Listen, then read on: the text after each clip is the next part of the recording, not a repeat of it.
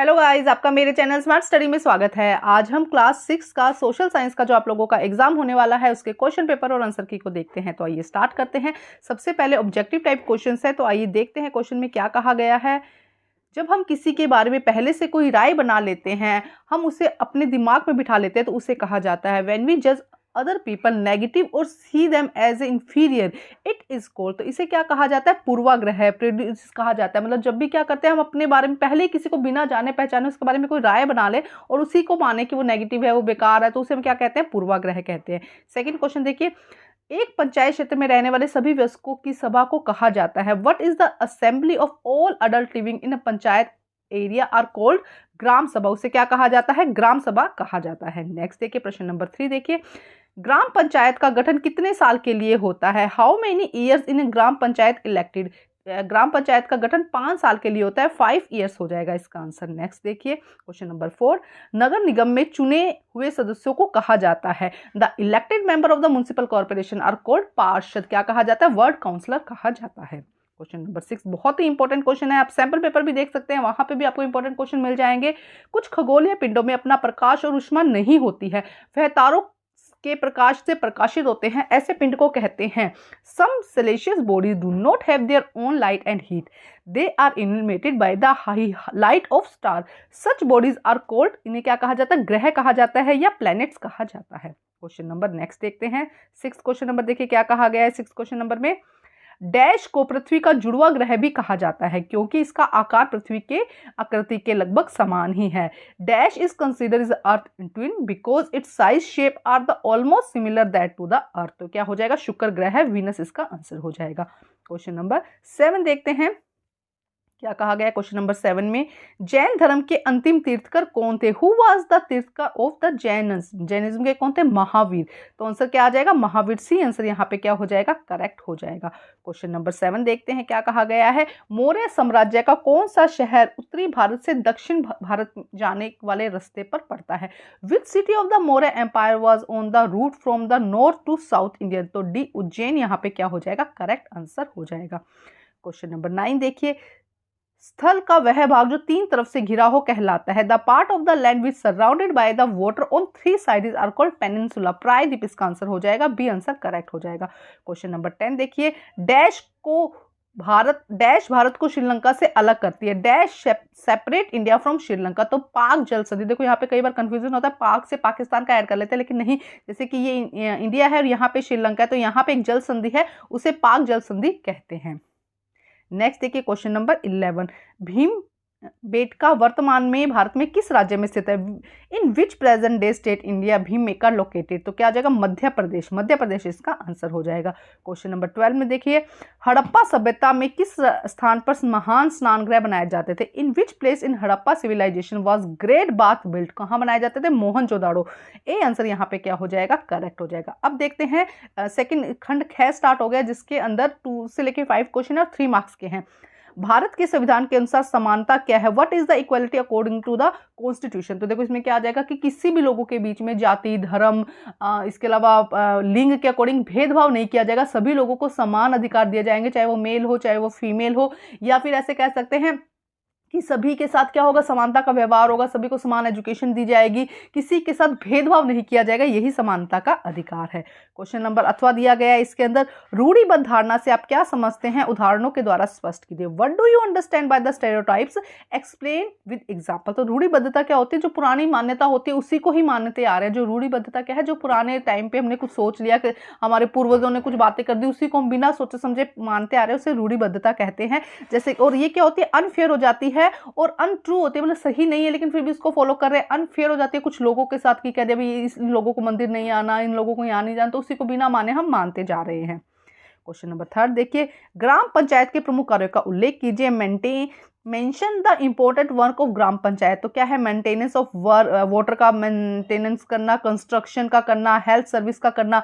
तो ये सारे काम कौन करता है? देखो पानी के बारे में मेंटेनेंस करना, कंस्ट्रक्शन, कोई घर बन रहा है, कोई बिल्डिंग बन रही है उसके बारे में, हेल्थ सर्विस देना, एजुकेशन देना, ये सारा काम किसका है? ग्राम पंचायत का। पंचायती राज व्यवस्था के 3 स्तर कौन से हैं? Mention the 3 level of the Panchayati Raj system. कौन कौन से है? विलेज, ब्लॉक एंड डिस्ट्रिक्ट क्या हो जाएगा, विलेज ग्राम पंचायत, पंचायत समिति और जिला परिषद इसका आंसर हो जाएगा। पृथ्वी को सौर मंडल का अनूठा ग्रह क्यों कहा जाता है, why is the earth is called unique planet in solar system. बहुत ही इंपॉर्टेंट क्वेश्चन है, क्योंकि देखो क्या करता है, लाइफ को सपोर्ट कर रहा है, ये रात को बहुत ज्यादा ठंडा नहीं हो जाता, दिन में बहुत ज्यादा गर्म नहीं हो जाता। बाकी प्लेनेट में ऐसा होता है दिन में बहुत ज्यादा गर्म हो जाता है, रात को बहुत ज्यादा ठंडे। और ऐसा क्यों होता है, क्योंकि इसके चारों तरफ क्या है, वायुमंडल है। तो सपोर्ट लाइफ हो जाएगा, not too cold and hot and not water, water भी यहाँ मिलता है और एयर भी यहाँ मिलता है, ये इसके अंदर आप लिख सकते हैं। अब है क्वेश्चन नंबर 5, देखो क्या कहा गया है, भारत को कितने भौगोलिक भागों में विभाजित किया गया, किन्हीं 3 के नाम लिखे। In how many physical division have India divided and name any 3। तो 6 में डिवीजन किया गया, इसको कंफर्म कर लीजिएगा। 6 में जैसे कि the Himalaya, northern plain, island, 3 नाम आपको यहाँ पर देने थे, तो हिमालय आ जाएगा, नॉर्थर्न प्लेन आ जाएगा और आइलैंड इसका आंसर हो जाएगा। तो आप लोगों को एक चीज़ कह देते हैं कि आप मेरे चैनल पर सैम्पल पेपर भी है, आप वहाँ से सैम्पल पेपर देख के वहाँ पे भी बहुत इंपॉर्टेंट क्वेश्चन है, उनको भी आप सैम्पल पेपर में जो क्वेश्चन है उनको भी आप कर सकते हैं। और ये क्वेश्चन भी अच्छे से रिवाइज कर लीजिएगा। एग्जैक्ट ऐसा पेपर नहीं आएगा, लेकिन पैटर्न आप लोगों का एग्जैक्ट ऐसा ही आने वाला है। क्वेश्चन नंबर 6 देखिए, नगर निगम के आय के स्रोतों का वर्णन कीजिए। Describe the source of income in municipal corporation. Tax, rent, tax भी देते हैं, रेंट भी होता है, रेंट से भी मिलता है। Grant production in government, state government है जो, वो भी क्या देती है, इसको पेमेंट देती है। टैक्सेस आ जाते हैं, ये सारा मेन तो टैक्सेस है, कर जो लोगों से आता है उसको आय का स्रोत, मतलब उनकी इनकम कहाँ से होती है, जो लोग टैक्स देते हैं उसी से तो उनकी इनकम होती है। नगर निगम के कार्य शहर के निवासियों के जीवन को किस तरह प्रभावित करते हैं, ऐसे कोई 4 तरीकों के बारे में बताइए। Right 4 way in which the function of municipal corporation effect the life of the residents of the city. जो वहाँ पे लोग रहते हैं, देखो इनका काम क्या है, स्कूलों को सही करना, सेकंड क्या है, इलेक्ट्रिसिटी देना, ट्रैफिक कंट्रोल करना, ठीक है। इसके अलावा कोई सड़क टूट गई उसकी मरम्मत कराना, तो ये वहाँ पे रह रहे लोगों को इफेक्ट करेगा ना, तो ये काम किसका होता है, म्युनिसिपल कॉर्पोरेशन का होता है। क्वेश्चन नंबर 7 देखिए क्या कहा गया है, धर्म के प्रचार के लिए अशोक ने किन संसाधनों का प्रयोग किया है। देखो क्या कहा गया है, what mean did the Ashoka use for the propagation of the dhammas. Dhammas के प्रचार के लिए अशोका ने किन संसाधनों का प्रयोग किया है। तो इन डिस्क्रिप्शन ऑफ द धमास उन्होंने क्या किया, स्पेशल ऑफिसर्स किए हैं और नेचुरल रॉक्स इन पॉलिशी। मतलब यहाँ पे थोड़ा सा आप इस चैप्टर को जरूर रीड करके जाएगा, कुछ एक आधा क्वेश्चन यहाँ से आ सकता है। नेक्स्ट क्वेश्चन देखते हैं, केस आधारित क्वेश्चन है, यहाँ पे एक पैराग्राफ दिया गया है और उसी से रिलेटेड क्वेश्चन है, तो हम आंसर्स देख लेते हैं। 13 साल की अफसाना किस दीवार को फांद गई थी। लड़कियों के सामने आने वाली समाज की बाधा की दीवार को वो फांद गई थी। नेक्स्ट देखिए प्रश्न नंबर 2, 5 लड़कियां किन समस्याओं को पीछे छोड़कर बास्केट कोर्ट तक पहुंच गई थी। जब ये पैराग्राफ रीड करेंगे तो आपको अच्छे से समझ में आ जाएगा। रोजमर्रा की जो समस्या होती है उनको क्या कर गई थी, वो फांद गई थी, पीछे छोड़ गई थी।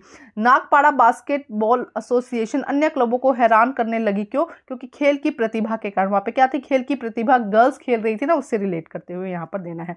यही क्वेश्चन इंग्लिश में फर्स्ट में बी हो जाएगा, the wall or barrier of society that come in front of the girls, problem of their everyday lives and by sport activity। Question number 2 में भी पैराग्राफ दिया गया है, उसी से रिलेटेड क्वेश्चन है। क्वेश्चन देखते हैं क्या कहा गया है, सुनीता ने अंतरिक्ष में पृथ्वी को देखा तो उसके मन में क्या ख्याल आया। यहाँ पे बुक में लिखा कई ख्याल आए उसके मन में, तो जो पैराग्राफ दिया गया है उसके अंदर आंसर मेंशन है, वहां से उसको रीड करेंगे। इसी तरह का जब पैराग्राफ आपके आएगा तो उसको रीड करेंगे फिर आंसर करेंगे।